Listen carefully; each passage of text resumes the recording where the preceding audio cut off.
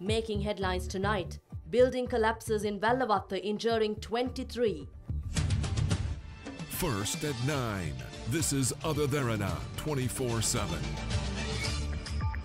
Rain causes chaos in Colombo. Met Department warns showers of 150 millimeters during next 24 hours. Sri Lanka marks 8 years of eradicating terrorism. Sri Lanka Medical Council questions how CITEM was approved as a degree awarding institute in 2011. In sports headlines, Sri Lanka cricket team leaves for ICC Champions Trophy.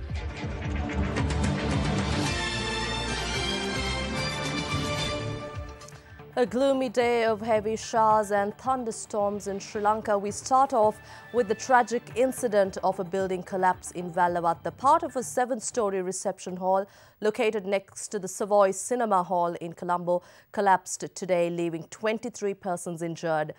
While rescue and search missions are still underway at the location, the cause of the collapse is yet unknown. The injured are still receiving treatment at the National Hospital in Colombo and Colombo South Teaching Hospital in Kalubowila.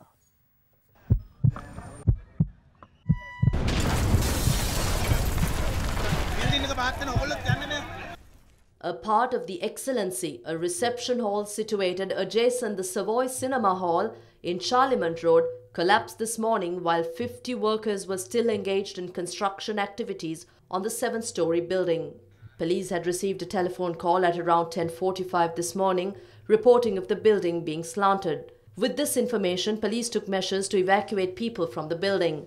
However, a group of construction workers were still inside the site when a part of the building had collapsed. The building also has 2 underground stories.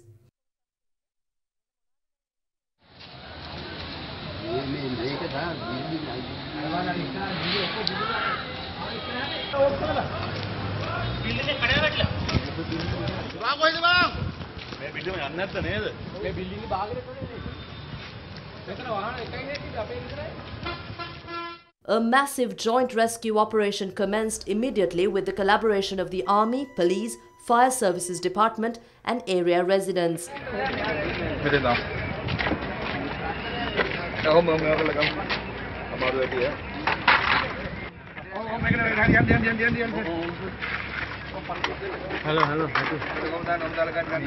However, the operation was largely disrupted due to heavy rainfall.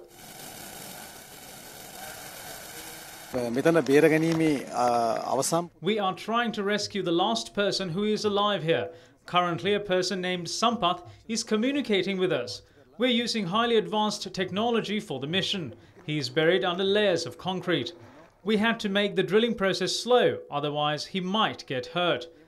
There might be others buried here, but we are not sure and none of them are alive anymore.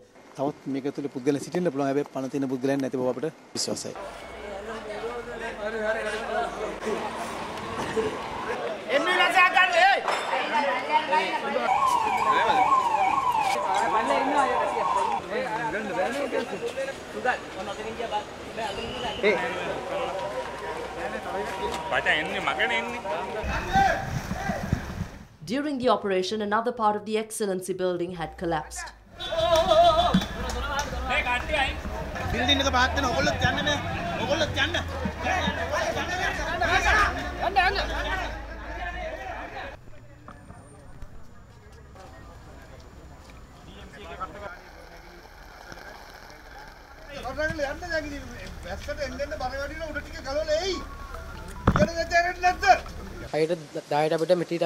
At around 10 a.m, we noticed how the building began to slant. Then we ran in different directions to get out of the building. There are 2 persons trapped inside.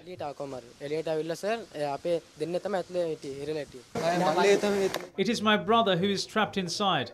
His phone is not working. It's switched off.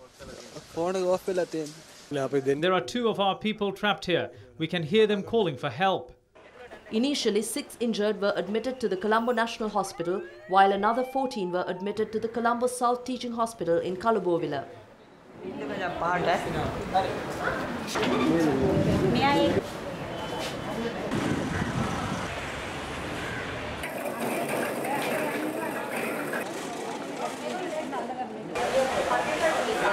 Meanwhile, the management of the Savoy Cinema Hall evacuated moviegoers present at the premises. However, the reason behind the collapse is yet unknown. Vallavatta Police has launched investigations into the incident. Meanwhile, officials attached to the National Building Research Organization also visited the site this afternoon.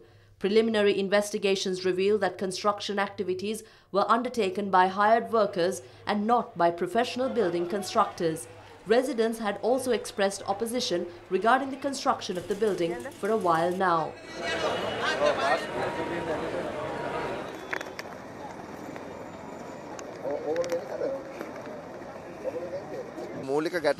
The main problem here is that it had not been constructed in accordance with proper standards. They had used really thin iron rods for thick concrete layers. As far as I've heard, the constructor, the architect and the developer are all one person. We have to find out who had given them permission to construct this. We have to lock all of them up. A wedding was to be held here during the afternoon. It's good this happened before the wedding.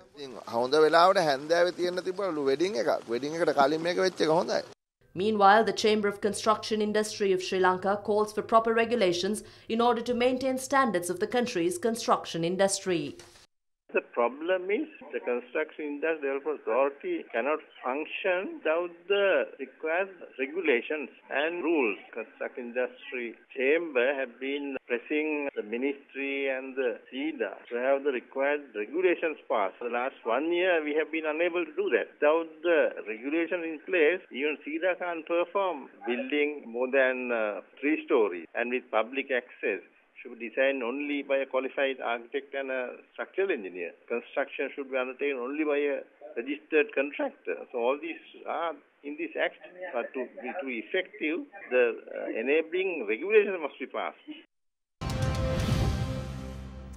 Flash floods brought on by heavy rains left several streets in Colombo knee-deep in water, with day-to-day activities coming to a standstill. Heavy traffic was experienced across the city, with numerous property damages also reported. Issuing a weather warning, the Department of Meteorology meanwhile said that several provinces in the island can expect up to 150 millimeters of rain within the next 24 hours.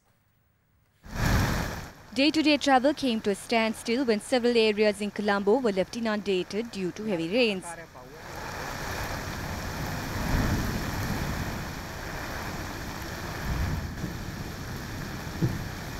Roads were left impassable as flash floods completely inundated the Norris Canal Road this evening. Thurston Road in Colombo 7 was inaccessible as heavy rains disrupted vehicular movement in the area. Our cameras captured footage of several fallen trees blocking roads and causing damage to vehicles.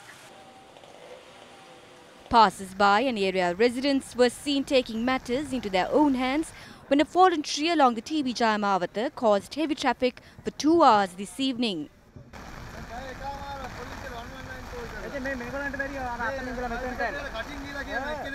An uprooted tree opposite the Colombo University toppled over 3-wheeler, severely damaging the vehicle. In Gangarama, a section of a wall was left in ruins due to heavy rains. Meanwhile, a 58-foot pandor collapsed over 5 vehicles in Kiribati due to strong winds. Strong winds also blew away a section of a roof at the Ministry of Sports. According to the Department of Meteorology, heavy showers will continue across several areas of the island. Due to active cloudiness in the west of Sri Lanka, heavy showers or thunder showers more than 100 millimeters will occur in the western, northwestern, Sabaragamuwa, southern and central provinces and in the western and southern sea areas. Sea area around the island can be very rough at times as the wind speed can increase up to 60 to 70 kilometers per hour at time. Meanwhile, Assistant Director to Disaster Management Centre Pradeep Kodipilli says that 15 houses were reported to have been damaged in Batramulla and Maharagama areas. And 15 houses been reported so far as the strong wind blown over the Batramulla and Maharagama area. So still there are some locations been inundated and roads been blocked since a few hours time. And all the disaster management units been completely deployed and all technical agencies been linked and communication could be continued by the disaster management center. Today marks the 8th year since Sri Lanka defeated terrorism. Here's a recollection of the path to liberation.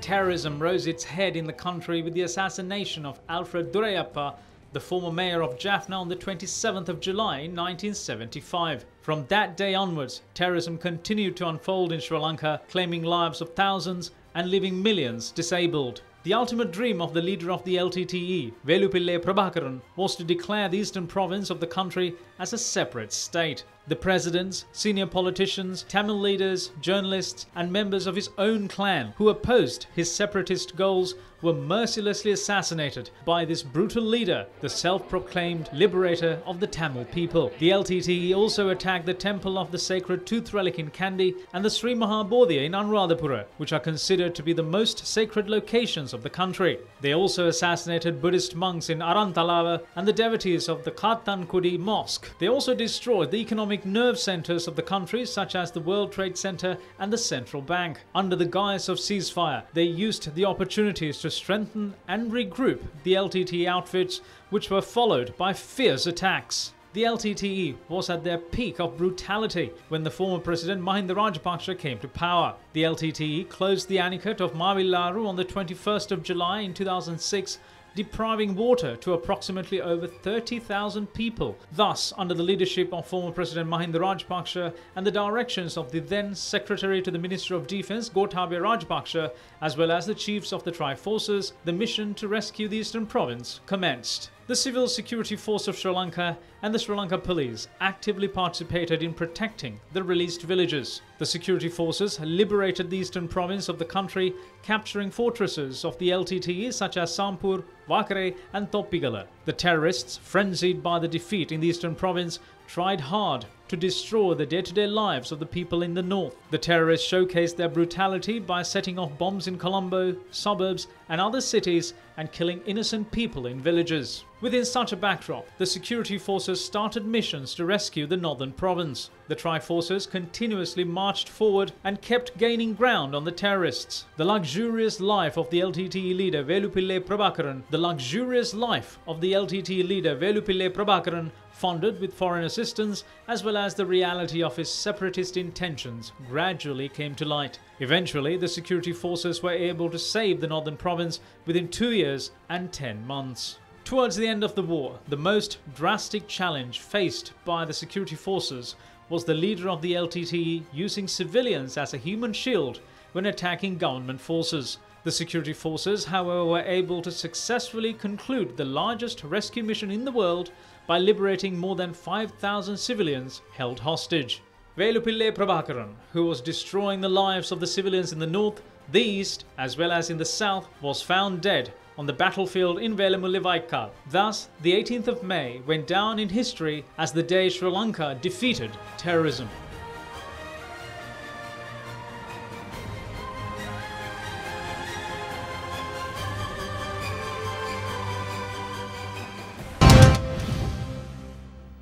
Moving on to other local news, Sri Lanka Medical Council charges that the manner in which Saitam was granted degree awarding status is questionable. They say that only 4 of the 9 members of a committee which was appointed to apprise Saitam for its degree granting status had agreed to the fact that the institute had met all 14 conditions stipulated by the committee. Members of the Sri Lanka Medical Council made the remarks during a media briefing in Colombo today. Addressing media, the president of the Sri Lanka Medical Council, Professor Carlo Fonseca, touched on the recent grenade attack on the SLMC. This is the 7th attack on the Sri Lanka Medical Council since 2002. This proves there is a process to fulfill agendas and aspirations of certain individuals by threatening us. I would like to state that nobody can fulfill their objectives by frightening us. We will only bow down to justice and dharma. Even the judiciary cannot fulfill their expectations by threatening us. Meanwhile, a fellow member of the SLMC, Dr. Upul Gunasekara, spoke of the government's responsibility towards the Sri Lanka Medical Council. It's a duty of the government to ensure the safety to allow function this as an independent organization. We requested round the clock security to Sri Lanka Medical Council premises and the security to the members in the Sri Lanka Medical Council. SLMC member Professor Nardavarna Surya delved deeper into the manifestations which brought about the issues surrounding Saitam. We commenced appraising Saitam on the 20th of March 2011 over 2 days and compiled a report. In the report, we cited the pros and cons while mentioning that the institute could be considered for provisional registration with the University Grants Commission in 6 months. We, however, did not sign the report. When I inquired into the matter in 3 months' time, since I didn't even sign the report, I was told the process had to be expedited and another committee was appointed to this end. When the matter of Saitam blew up, I was amazed to find out statements have been made stating the green light to Saitam as a degree awarding institute was given allegedly based on committee recommendations which included myself. A week later, I was summoned by COPE to discuss the matter. That is when a hard copy of the report was seen for the first time. There were 2 reports, with the second one being compiled by a second group who had visited Saitam for appraisal within 3 weeks of our visit, foregoing our recommended period of 6 months. They, however, had signed off on all 14 conditions stipulated by us as satisfactory. All 14 points were included in the Gazette as well.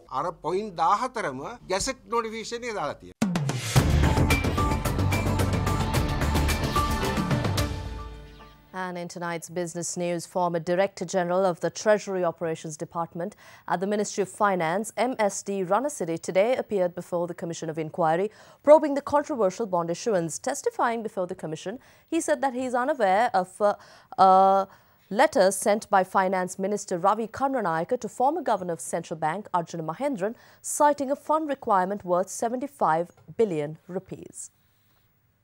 Clarifying before the Commission, former Director General of the Finance Ministry's Treasury Operations Department, MSD Ranasiri, said that a monthly cash flow statement is compiled by his department covering the government's monetary requirements. It is then presented to the Domestic Debt Management Committee for the Central Bank to decide the means of raising the monthly fund requirement. When Senior Deputy Solicitor General of the Attorney General's Department, Priyantha Navana, asked the witness to describe the procedure that government should follow in the case of an additional fund requirement, the witness responded that it should be notified to the central bank in writing. When inquired whether the central bank had raised either exceeding or below the sum required in the cash flow statement, MSD Ranasiri responded that it had never happened. Senior Deputy Solicitor General Priyantha Navana then produced an undated letter sent by Finance Minister Ravi Karnanayaka to former Central Bank Governor Arjuna Mahendran, referring to a cash requirement of 75 billion rupees for a project of the Road Development Authority. The former Director General of the Treasury Operations Department said he was unaware of such a letter. Chairman of the Commission of Inquiry, KT Chitrasiri,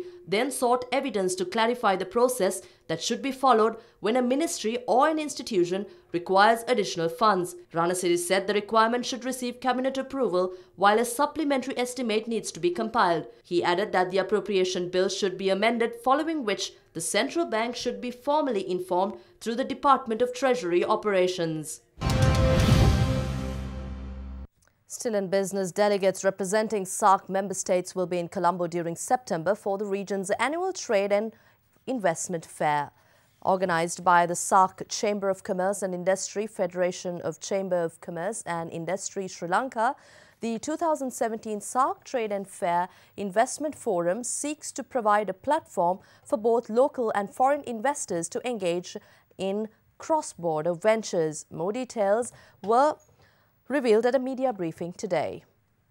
The 2017 SAARC Trade Fair and Investment Forum will be held in Colombo between September 7th and 9th with a view to promote Sri Lanka as a lucrative trade and investment destination. Concurrently, an investment forum will be organized with the participation of over 250 investors, fund managers, representatives of global trade associations and other delegates. We all want investment. So if we want investment, we got to bring them in. You have the same problems that we all have. So therefore, we see potentials in improving the human resources, the skill in our countries.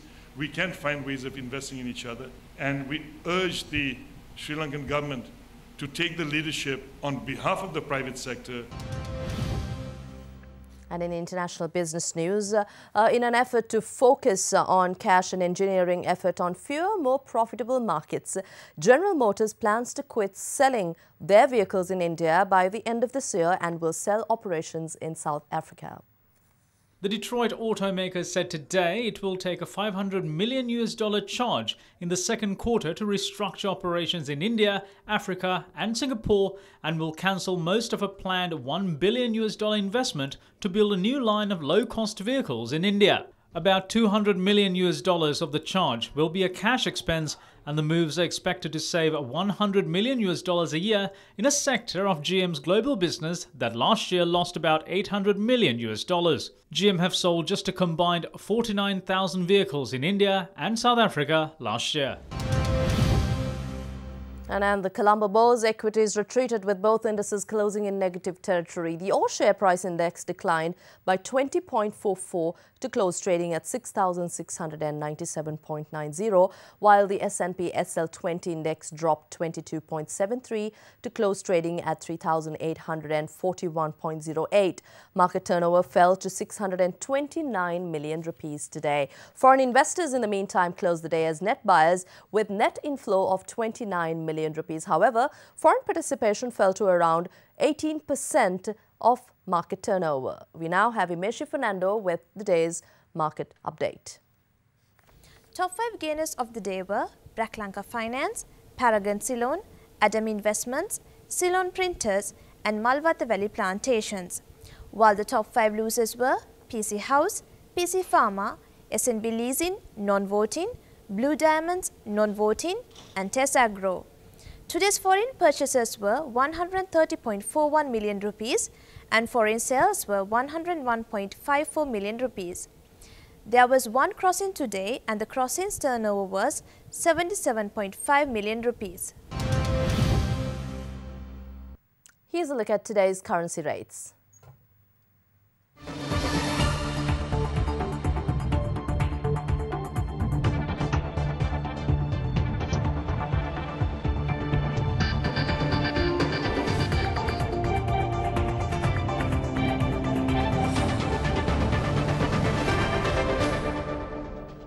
And in a latest update to the building collapse in Vellavata this morning, we've got the Disaster Management Minister Andhra Priyadarshana instructing that officials stop all constructions in the Vellavata area immediately.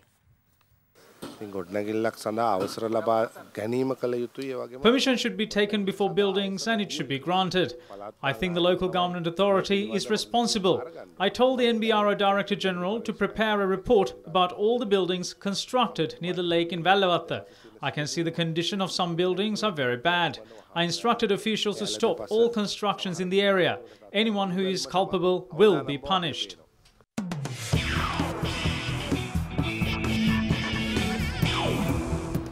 In sports, earlier today, the Sri Lanka ODI cricket team left for the ICC Champions Trophy to be played in England and Wales over the course of the month of June. Sri Lanka will play 4 warm-up games in England against Scotland, Australia and New Zealand prior to the commencement of the tournament, where the Lions will come up against South Africa in their first game at the Kingston Oval in London.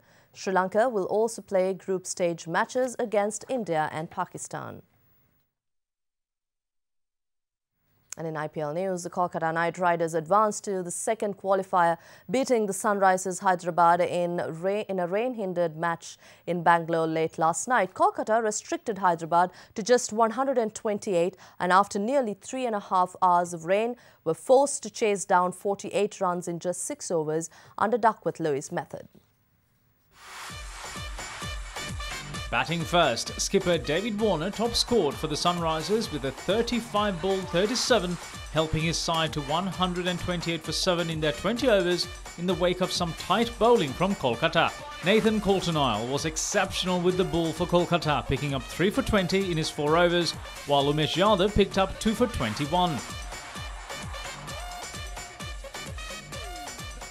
In reply, Kolkata made tough work of the 48-run chase, losing 3 wickets in the first 7 balls before Gautam Gambhir belted 32 runs off 25 deliveries, carrying his team home in 5.2 overs. Kolkata will now face Mumbai Indians in the second qualifier for a place in the final.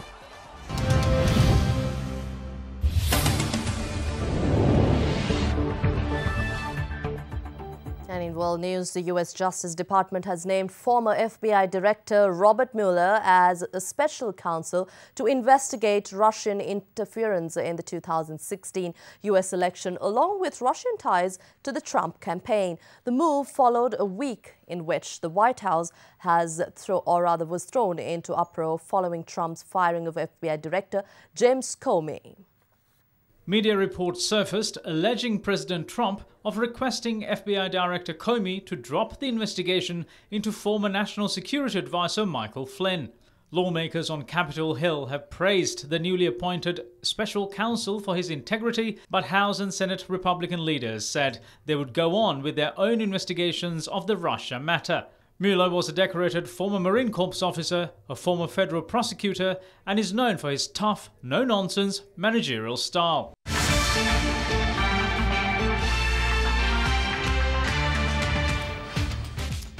Although thunder showers occurred today, we'll take a look at how the weather forecast will be for Sri Lanka during the next 24 hours. We have Katharina Chang from the Weather Centre now. Let's now take a look at the weather forecast for the next 24 hours. Now, as you can see at the map behind me, there's a sudden disturbance in the vicinity of the island, bringing in rain and heavy thunder showers for the next 24 hours. Now, wind speeds may pick up by 50 kilometers per hour and travel through southwest to the northeast parts of the island. Rainy weather conditions can also be experienced in several provinces, particularly in the Sabragamua, northwestern, eastern, central and northern parts of the island. Temperatures may vary between 28 degrees Celsius to 31 degrees Celsius in key cities across the island. Let's now take a look at the city-by-city weather forecast.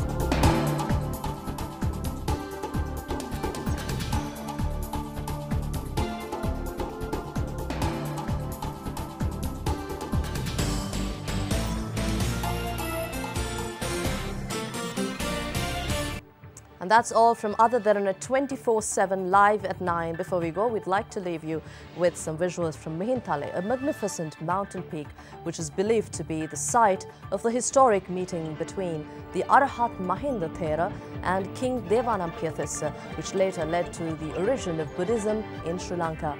It is now a pilgrimage site and the site of several religious monuments and historic ruins. Have a pleasant evening. Good night.